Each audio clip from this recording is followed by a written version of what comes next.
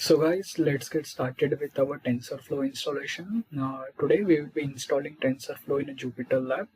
I'm doing it from the browser, but you can do it from the Conda itself. The process is basically going to be the same for all of the applications.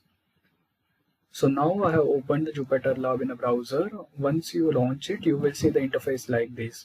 What you have to do next, we have to click on Python 3 IPY kernel and then under the notebook section. So click it. Once you click it, the classic Jupyter Notebook interface will be opened. Here I will rename the file as a TF installation. Make sure the extension is IPYNB. Otherwise, the file might give you some errors. So once you rename it, we have to enter the command pip install TensorFlow.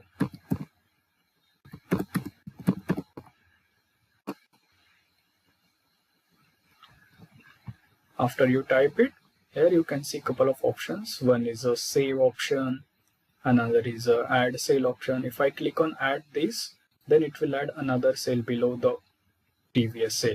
Here is a cut option, like by simply clicking on it, you can cut that cell. This one is a copy paste, and here are some main options. This option is to run the cell.